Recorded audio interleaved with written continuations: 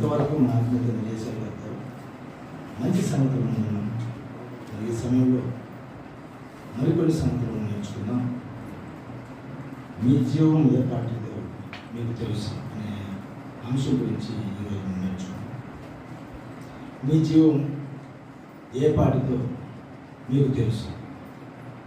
ప్రేమ దేవుని వల్ల ప్రపంచవ్యాప్తంగా ఉన్నటువంటి మనుషులందరూ కూడా ఈ లోకానికి ఎందుకు వచ్చాము, దేని నిమిత్తం వచ్చాము, ఎవరు పంపిస్తే వచ్చాము అని తెలియక ఎవరికి ఇష్టం వచ్చినట్లు ఎవరికి నిలిచినట్లు వారు బ్రతుకుతూ ఈ లోకాన్ని విడిచి వెళ్ళిపోతున్నారు. ఆ వెళ్ళిపోయే వారి గురించి ఈ ప్రపంచం ఉన్న మానవాళి అందరి గురించి దేవుడు ఉద్దేశించి ఒక మాట చెబుతూ యాకోబు రాసిన పత్రిక 4వ అధ్యాయం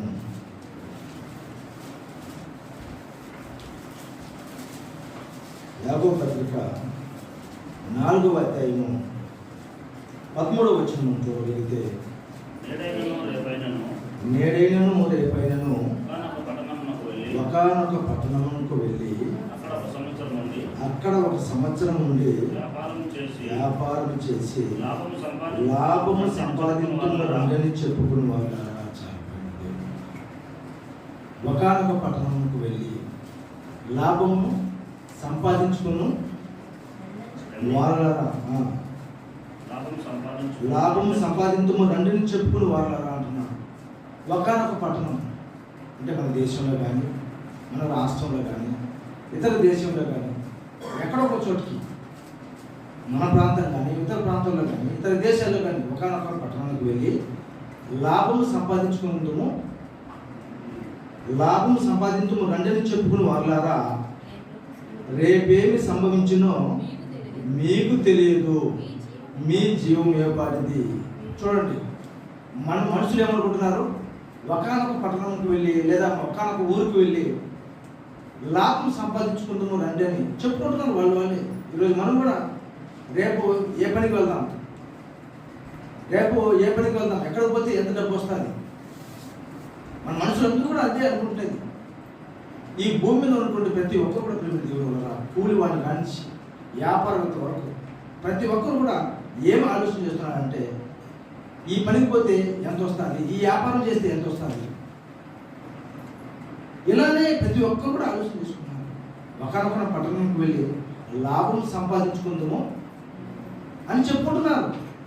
అప్పుడు దేవుడు ఏమన్నాడు తెలుసా, రేపేమి సంభవించినో మీకు తెలియదు, మీ జీవం ఏ పాటిది అంటున్నాడు. రేపేమి సంభవించినో మీకు తెలియదు, మీ జీవము ఏ పాటిది, మీరు కొంతసేపు కనబడి అంతలో మాయమైపోయే ఆవిరి వంటి వారు అంటున్నారు. మీరేమో చెప్పుకుంటున్నారు, రేపేమి సంపాదించుకుందామో, ఏం సంపాదించుకుందామో, ఎక్కడికి వెళ్ళి ఏం సంపాదించుకుందామో అనుకుంటున్నారు చాలామంది. ఈ భూమి మీద పుట్టిన ప్రతి ఒక్కరు కూడా ప్రేమ దేవుని వల్ల ఏం సంపాదించుతామో ఇదే ఆలోచన చేస్తున్నారు. ఉదయం నిద్ర లేసిన మొదలుకొని పడుకునేంత వరకు. కొంతమంది అయితే అసలు పడుకోరు, ఓవర్ టైంని విపరీతంగా నిద్ర లేకుండా పని చేసుకుంటున్నారు. ఏం సంపాదించి ఏం లాభం ఏం కూడబెట్టుకుందాం అనుకుంటున్నారు. కానీ దేవుడు ఏమంటారు తెలుసా, మీరు కొంతసేపు కనబడి అంతులో మాయమైపోయి ఆవిరి వంటి వారు.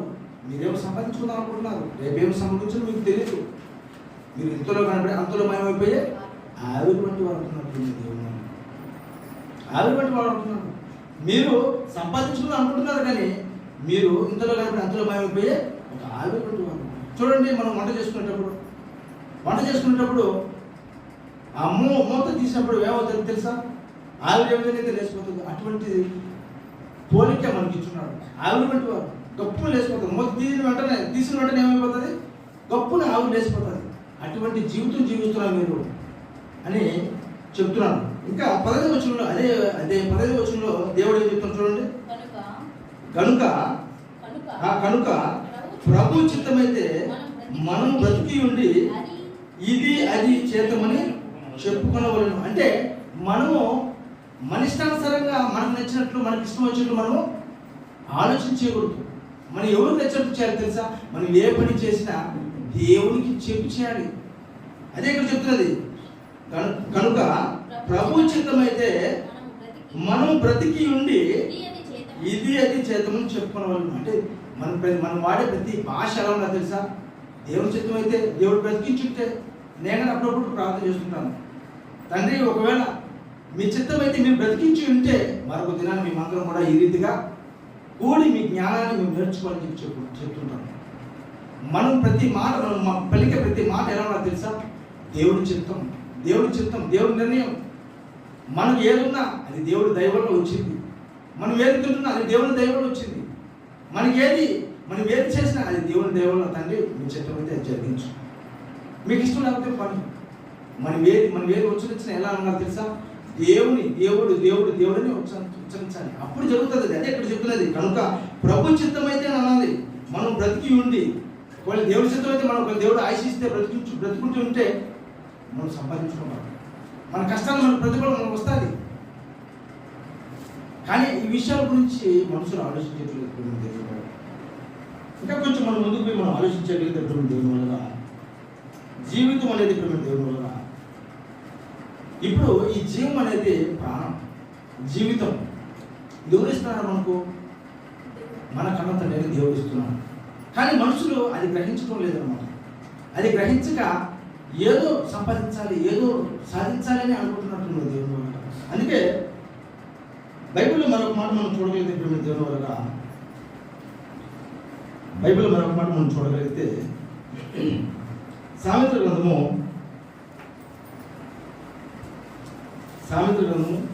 27వ అధ్యాయము, సామెతల గ్రంథము 27వ అధ్యాయము మొదటి వచనం చూడండి. రేపటి దినమును గురించి అతిశయపడకము, ఏ దినమున ఏది సంభవించునో అది నీకు తెలియదు. రేపటి దినమును గురించి అతిశయపడకము, ఏ దినమున ఏది సంభవించునో అది నీకు తెలియదు అంటున్నటువంటి దేవుడు. ఏ సమయమున ఏ దినమున రేపటి దినమును గురించి అతిశయపడకము అంటున్నాడు. అంటే ఏమి జరుగుతుందో మనకు తెలియదు. ప్రియమైన దేవుని వల్ల ఈరోజు చాలామంది క్రైస్తవులు దేవుడు ఎందుకు ఈ భూమి మీద పంపించాడో, ఎన్ని నిమిత్తం పంపించాడో ఆలోచించేయట్లేదు. దేవుడు ఎన్ని నిమిత్తం ఈ భూమి మీదకి వచ్చామో ఆలోచించటం లేదు, దేవునికి వచ్చామో ఆలోచించటం లేదు, ఎందుకు మనం ప్రభు నమ్ముకున్నామో ఆలోచించటం లేదు. ఎలా బ్రతుకుతున్నారంటే దేవుని వల్ల ప్రతి ఒక్కరు కూడా ఏదో ఈ శరీర సంబంధమైన ఆలోచనల మేరకు, ఈ శరీర సంబంధమైన కోరికల మేరకే ఆలోచన చేస్తున్నారు. కానీ దేవుడు ఏమి చెప్పాడు, మనల్ని ఎలా బ్రతకమన్నాడు, మనల్ని ఏమి చేయమన్నాడు ఆలోచన చేయక బ్రతుకుతున్నారు దేవుడు. మనం చూసినప్పుడు చాలా బాధ అనిపిస్తుంది. ఎందుకంటే ఒక పక్క సత్యాన్ని ఒకవేళ చెప్తున్నా కూడా వాళ్ళు ఏం చేస్తున్నారు తెలుసా? ఆ సత్యాన్ని స్వీకరించడం లేదు. స్వీకరించక వాళ్ళకి ఇష్టం వచ్చేట్టు వాళ్ళని చెట్టు బ్రతుకుతున్నారు. ఈరోజు చూడండి, ప్రపంచవ్యాప్తంగా అనేక మంది ఏం చేస్తున్నారు? ప్రపంచవ్యాప్తంగా యేసుక్రీస్తు వారు ఆయన 40 రోజులు ఉపవాసం ఉన్నారు. 40 రోజులు ఉపవాసం ఉండేది కాకుండా ఆయన చనిపోయినాడు. 3 రోజులు సమాధిలో ఉన్నాడు. ఈరోజు లేచాటికి పండుగలు చేసుకుంటున్నారు. అంటే ఈ లోకంలో మనుషులు ఏ విధంగా మరి పండుగలు చేసుకుంటున్నారు, ఈ లోకంలో మనుషులు ఏ విధంగా బ్రతుకుతున్నారు, అదే ఆచారాలను పట్టుకొని ఈరోజు క్రైస్తవ సమాజం బ్రతుకుతున్నారు. యేసుక్రీస్తు వారు ఎక్కడ ఉన్నాడు? యేసుక్రీస్తు వారు పరలోకంలో తండ్రి అయిన దేవుని కుడిపార్శ్వన కూర్చొని ఉన్నాడు. కానీ ఈ మనుషులు ఏం చెప్తున్నారు? యేసుక్రీస్తు వారు శుక్రవారం చనిపోయినాడు, శనివారం సమాధిలో ఉన్నాడు, ఆదివారం ఉదయాన లేచాడు. యేసుక్రీస్తు వారు ఉపవాసం 40 రోజులు ఉన్నాడు. యేసుక్రీస్తు వారు చనిపోయాడు, సమాధిలో ఉన్నాడు. యేసుక్రీస్తు వారు లేచి పరలోకానికి వెళ్ళాడు. కానీ ఈ భూమి మీద బ్రతికినటువంటి కొంతమంది క్రైస్తవులు వారు చనిపోయి ఉంటే వాళ్ళ సమాధులు కడగటము, వాళ్ళ సమాధులను కడ్డీలు ఎగిరటము, మైంపుతులు ఎగిరటము, వాటిని కడగటము. దేవుని వల్ల మనుషులు ఏ విధంగా తయారు తెలుసా? దేవుడు చెప్పింది ఒకటి, మనుషులు చేసేది మరొకటి. దేవుడు ప్రతిదీ గమనించుకుంటాడు. అదే నా ఆత్మీయుడు చేశాడు అని మనకు తెలిపింది. దేవుడు చెప్పింది చేయటం లేదు. దేవుడు వల్ల దేవుడికి ఇష్టం వచ్చినట్టు చేయటం లేదు. దేవుడికి నచ్చని పనులు చేస్తున్నాం. ముందుకు వెళ్దాం, చూద్దాం. ఇర్మియా గ్రంథము 9వ అధ్యాయము, ఇర్మియా గ్రంథం 9వ అధ్యాయము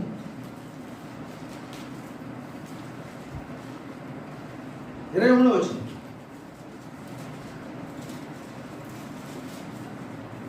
చూడండి, దేని గురించి మనం అతిశయించాలన్నాడు చూడండి. యెహోవా ఇలాగ సెలవిస్తున్నాడు, జ్ఞాని